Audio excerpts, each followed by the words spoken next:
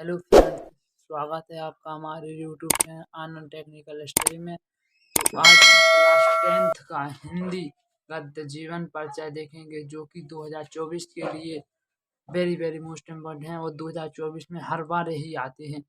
तो आज आपको हम बिल्कुल शॉर्ट तरीका में बताएंगे, जो आपको एक बार देखने पर भी याद हो जाएगा। तो वीडियो को स्टार्ट करते हैं। अगर वीडियो अच्छी लगे तो सब्सक्राइब, लाइक एंड शेयर जरूर करें। तो वीडियो को स्टार्ट करते हैं। सबसे पहले गद्य का जीवन परिचय। जयशंकर प्रसाद, पहला जीवन परिचय। तो जीवन परिचय। जयशंकर प्रसाद का जन्म काशी के एक प्रसिद्ध वैश्य परिवार में सन 30 जनवरी 1890 ईस्वी को हुआ था। जयशंकर प्रसाद का जन्म काशी के एक प्रसिद्ध वैश्य परिवार में सन 30 जनवरी 1889 ईस्वी में हुआ था। इनके पिता श्री देवी प्रसाद साहू, इनके पिता का नाम क्या था? देवी प्रसाद साहू, जो कि सुगनी साहू के नाम से प्रख्यात थे, मतलब प्रसिद्ध थे। सब लोग इनको सुगनी साहू नाम से बुलाते थे। उनकी दानशीलता और उदारता के कारण उनके यहाँ विद्वानों और कलाकारों का बराबर सम्मान हुआ करता था। उनकी उदारता और दानशीलता मतलब अच्छे व्यवहार की थी, तो कलाकारों और विद्वानों को बराबर सम्मान हुआ करता था। इनकी शिक्षा का प्रारंभ घर पर ही हुआ। जयशंकर प्रसाद की शिक्षा घर पर ही प्रारंभ हुई।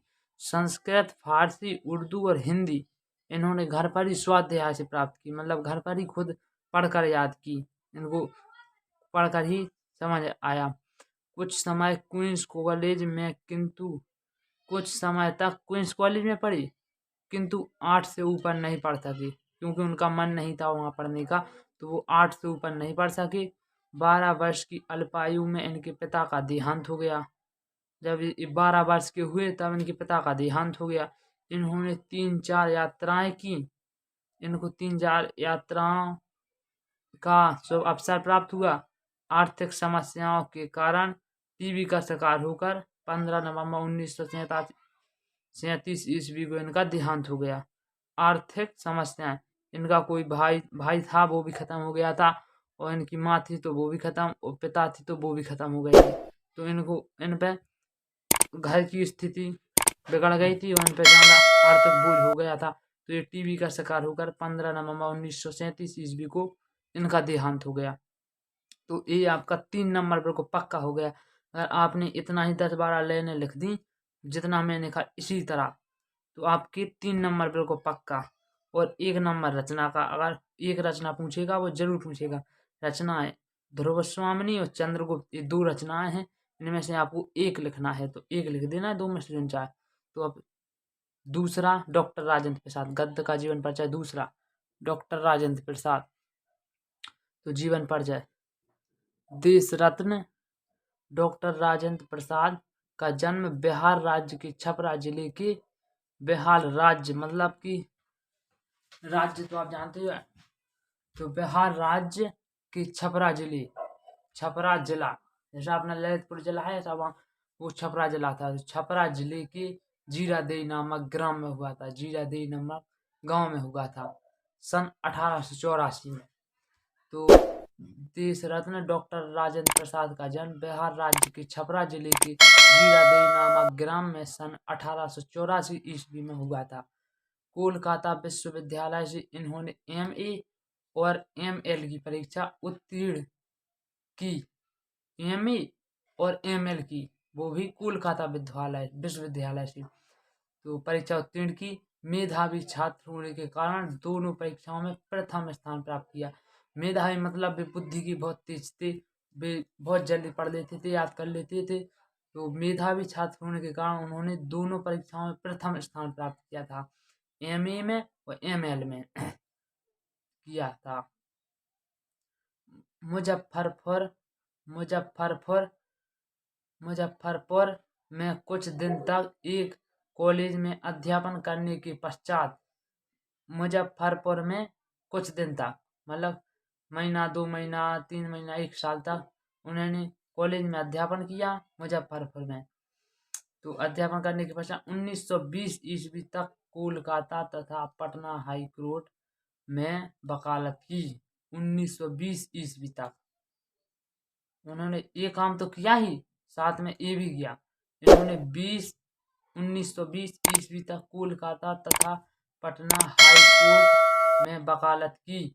बाद में महात्मा गांधी के विचारों से प्रभावित होने के कारण बाद में उनको महात्मा गांधी से मुलाकात हुई और वो इन पर गुस्सा हो गए, तो उनके विचारों से प्रभावित होकर उन्होंने 1920 ईस्वी में वकालत छोड़कर पुनः देश सेवा में लग गए पूर्णतः। तो उन्होंने 1920 में वकालत छोड़ दी थी। 1920 में उन्होंने 20 तक की थी, 1920 में छोड़ दी थी। महात्मा गांधी के विचार से गुस्सा होगा तो छोड़कर पूर्णतः देश सेवा में लग गए। भारत के प्रथम राष्ट्रपति का गौरव प्राप्त कर, जो ये डॉक्टर राजेंद्र प्रसाद थे, ये भारत के प्रथम राष्ट्रपति थे। तो भारत के प्रथम राष्ट्रपति का गौरव प्राप्त कर इस सन 1963 ईस्वी में इनका निधन हो गया। प्राप्त करने के बाद भी थोड़े जिए, फिर इनका 1963 ईस्वी में इनका निधन हो गया। इनकी रचना है मेरी यूरोप यात्रा और गांधी जी की देन। ये दोनों रचनाएं, इसमें से एक पूछेगा तो एक लिख देना, ये दोनों नहीं लिखना, उसको तो आपका टाइम जाएगा। तो एक लिख देना, तो 4 नंबर ये आपके बिल्कुल पक्के हो जाएंगे। तो आई होप ये वीडियो आपको अच्छी लगी हो। तो अब पद्य के देखते हैं। तो कक्षा 10 हिंदी वेरी वेरी मोस्ट पद्य की देखते हैं। तो आपके 4 नंबर ये पक्के हो जाए तो 10 नंबर बिल्कुल पक्के हो जाएंगे। तो आइए जीवन परिचय देखते हैं। तो नंबर 1 तुलसीदास जीवन परिचय। तो तुलसीदास का जीवन परिचय है। तुलसीदास का जन्म बांदा, जैसा मैंने लिखा है ऐसा ही अगर आप लिखे आए तो 4 नंबर बिल्कुल पक्के हो जाएंगे। तो बांदा जिले के राजापुर नामक गांव में संवत 1554 में हुआ था। 1554 विश्व में हुआ था, ये भी लगाए विश्व कला में हुआ था। कुछ लोग इनका जन्म एटा जिले के सुरु नामक स्थान को मानते हैं। कुछ विद्वान इनका जन्म एटा जिले के सुरु नामक स्थान को मानते हैं। ये सरयू पारिणी ब्राह्मण थे, मतलब शुद्ध थे। इनके पिता का नाम आत्माराम दुबे और माता का नाम हुलसी था। तो ये आपको समझ में आएगा, ऐसा ही लिख कर आए तो 4 नंबर को पक्के हो जाएंगे। अभुक्त मूल नक्षत्र में जन्म होने के कारण, मतलब कोई नक्षत्र लगा होगा, कोई दोष होगा, तो उसमें जन्म होने के कारण कि माता पिता ने त्याग दिया था। इन्हें त्याग दिया था कहाँ? जंगल में, जंगल के एक तालाब में इन्होंने एक टोकरी में रखकर इन्हें वहीं पे तैरा दिया था। तो ये बहते बहते फिर किनको मिले? स्वामी नरहरिदास को। तो माता पिता ने इन्हें त्याग दिया था। स्वामी नरहरिदास ने इनका पालन पोषण किया था। स्वामी नरहरिदास के यहाँ एक 2 नौकर थे, उन 2 नौकर को मिला तो इन्होंने इनका पालन पोषण किया था। काशी के शेष सनातन विद्वान ने वेदों तथा ग्रंथों का ज्ञान कराया। ये काशी के पास ही रहते थे। काशी के शेष सनातन विद्वानों ने वेदों तथा ग्रंथों का ज्ञान कराया। इनका विवाह दीनबंधु पाठक की पुत्री रत्नावली से हुआ था। वे अपनी पत्नी के प्रेम में बहुत अनुरक्त थे, मतलब कि वे अपनी पत्नी से बहुत ज़्यादा प्यार करते थे। वे ज़्यादा दूर नहीं रह पाते थे, कि पत्नी के उपदेश से ही इनके मन में घृणा उत्पन्न हो गई। जब वे अपनी पत्नी से इतना प्रेम करते थे, एक बार इनकी पत्नी मायके चली गई तो ये पीछे पीछे बरसात में, आंधी तूफान में पीछे पीछे धीरे धीरे इनके घर पहुंच गए। तो उनकी पत्नी ने इनको देखा और वो अचंभित हो गई। उन्होंने कहा, अस्थि चर्म माय देह यह तो सो ऐसी प्रीत ने को जो होती राम से तो काय भवभीत। मतलब इनकी पत्नी ने कहा कि इस हार शरीर से क्या प्रेम करना, अगर प्रेम करते राम से तो आज तक भाव से पार हो जाते। तो यही उनको इनकी बात बुरी लग गई और वही अपनी पत्नी से घृणा करने लगे। तो घृणा उत्पन्न हो गई और वे चित्रकूट में राम के भक्त हो गए। चित्रकूट, काशी में इन्हें ज़्यादा समय बिताया और चित्रकूट में राम के भक्त हो गए। इनकी मृत्यु काशी के घाट पर संवत 1680 में हुई। 1680 में हुई काशी में। तो अब नंबर 2 महादेव वर्मा। बस ये 2 ही और 2 गद्द वाले याद कर लेना, ये 2 मैंने बताए, आपके 10 नंबर को पक्के हो जाएंगे। तो जीवन परिचय महादेव वर्मा। महादेवी वर्मा का जन्म 24 मार्च 1907 ईस्वी में उत्तर प्रदेश के प्रसिद्ध नगर फर्रुखाबाद में हुआ था। ये चार हमने आपको जीवन परिचय बताए हैं, बिल्कुल शॉर्ट तरीका से बताए हैं, बिल्कुल शॉर्ट, इससे शॉर्ट नहीं हो सकती। प्रसिद्ध नगर फर्रुखाबाद में हुआ था। उनकी माता का नाम हेमरानी। उनकी माता हेमरानी साधारण कवियत्री थी एवं श्री कृष्ण पर अटूट श्रद्धा रखती थी, मतलब विश्वास रखती थी इनकी माता। उनके नाना भी थे श्री कृष्ण के भक्त रखती थी। नाना एवं माता के गुणों का महादेवी पर भी प्रभाव पड़ा।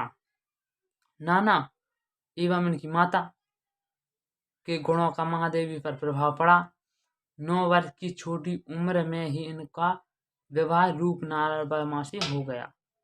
मात्र 9 वर्ष की छोटी सी उम्र में उनका विवाह रूपनारायण वर्मा से हो गया, किंतु इन्हीं दिनों इनकी माता का स्वर्गवास हो गया। जिस साल उनका स्वरूप नारायण से महादेवी वर्मा का विवाह हुआ, उसी वर्ष इनकी माता का भी स्वर्गवास हो गया। माता का साया उठ जाने पर उन्होंने अपना अध्ययन जारी रखा, मतलब कि उनकी माता खत्म हो गई, अब उनके पति थे तो वे अपने मायके में पढ़ती रहीं और पढ़ाई जारी रखी और पढ़ने में अत्यधिक मन लगाया और ज़्यादा मन लगाया। माता के खत्म होने के बाद इन्होंने और ज़्यादा पढ़ने में मन लगाया। फलस्वरूप मैट्रिक से लेकर MA तक की परीक्षाएं प्रथम श्रेणी में प्राप्त की। MA तक मैट्रिक से प्रथम श्रेणी में प्राप्त की। इन्होंने इतना पढ़ा कि MA और मैट्रिक प्रथम श्रेणी में प्राप्त की हर एक सब्जेक्ट में। सर्वप्रथम उनकी रचना चांद पत्रिका में प्रकाशित हुई। इनकी रचना चांद पत्रिका एक संपादिका है। इसके बाद ये चांद की संपादिका भी रहीं। उन्हें शेख शरीयत तथा मंगला प्रसाद पुरस्कार से सम्मानित किया गया। उन्हें शेख शरीयत तथा मंगला प्रसाद पुरस्कार से सम्मानित किया गया। 1983 में उत्तर प्रदेश सरकार ने 1 लाख रुपए भारत भारती से सम्मानित किया। 1 लाख रुपए देकर भारत भारती से सम्मानित किया। बस इसके बाद इनका निधन 11 सितंबर 1987 ईस्वी को हो गया। तो इनकी रचना क्या है? इनकी रचना है नीरजा, यामान, दीप शिखा। तो आपको एक रखना है तो चाहे निहार रख लेना, चाहे रश्मि रख लेना। तो ये दोनों मैंने लिख नहीं पाया तो सॉरी। तो ये 2 हैं, तो आप इनको याद कर लेना। और वीडियो अच्छी लगी हो तो लाइक, शेयर एंड सब्सक्राइब जरूर करना, क्योंकि बड़ी मेहनत लगती है बनाए में। Thank you.